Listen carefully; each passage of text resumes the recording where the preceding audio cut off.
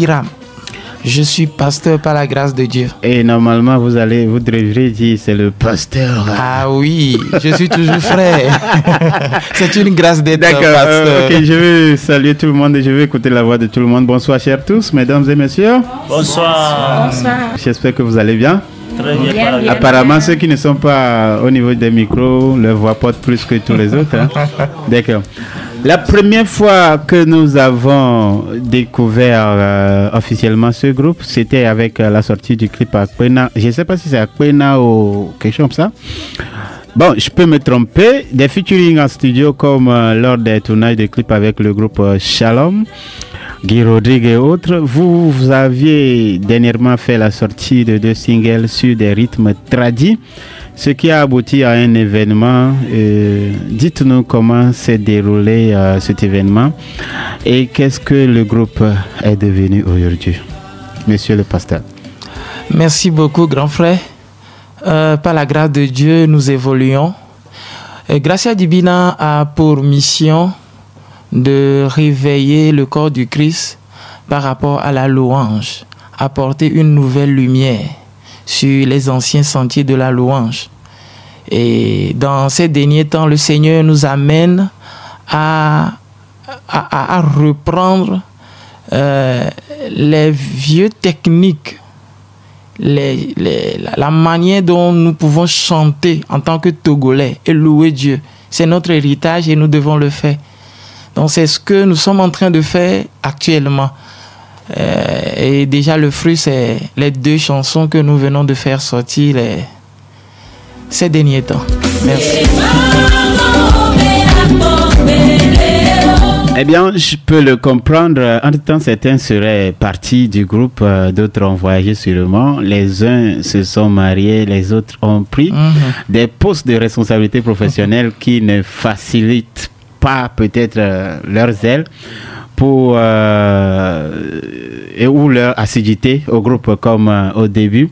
Mais est-ce que Gracia Divina aujourd'hui est encore présent sur la scène? Est-ce que vous êtes toujours prêt à répondre favorablement aux sollicitations comme au début? Nous sommes plus que jamais prêts.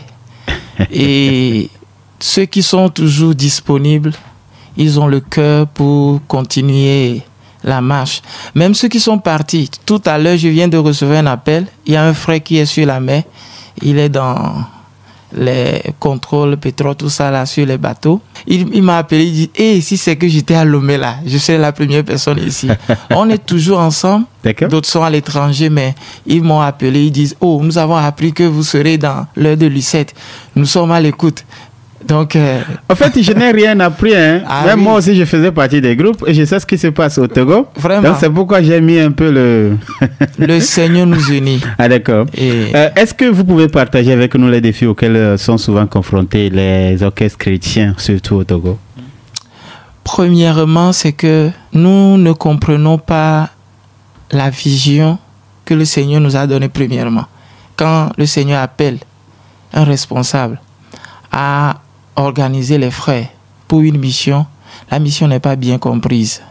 Ça, c'est le premier pas. Par exemple, Gracia Divina, nous, on n'est pas là pour concurrencer quelqu'un ou bien pour suivre quelqu'un. On n'est pas là pour se faire voir aussi. Nous voulons faire exactement ce que Dieu veut de nous. Donc, comme vous l'avez dit, qu'est-ce que Gracia Divina est devenue? Ouais. Oui, nous devenons ce que le Seigneur veut que nous devenons. Donc, on est dans la marche. Le deuxième point, c'est que les groupes togolais ne comprennent pas leur appel à Jésus, c'est-à-dire leur propre salut. Okay. Ils ne comprennent pas. Pourquoi Dieu les a sauvés? Pourquoi Dieu les a donné ce don et tout ça là? Ils ne comprennent pas. Mais n'est-ce pas parce que les gens ont faim aussi, hein? Les gens ont faim. Non, la faim, ça existe déjà. Hein. La faim était là depuis. Et personne ne va éradiquer la faim. Vous comprenez quand même que c'est quand même... Moi-même qui suis ici, j'ai faim. D'accord.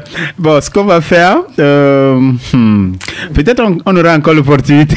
Bien sûr, ça me ferait plaisir. Quelqu'un dira dans le wok. Mais ça ne peut pas empêcher. Le chrétien. Ça ne peut pas empêcher ce que Dieu a fait pour nous, à notre âme, à notre esprit. Et c'est pour cela que nous sommes encore là.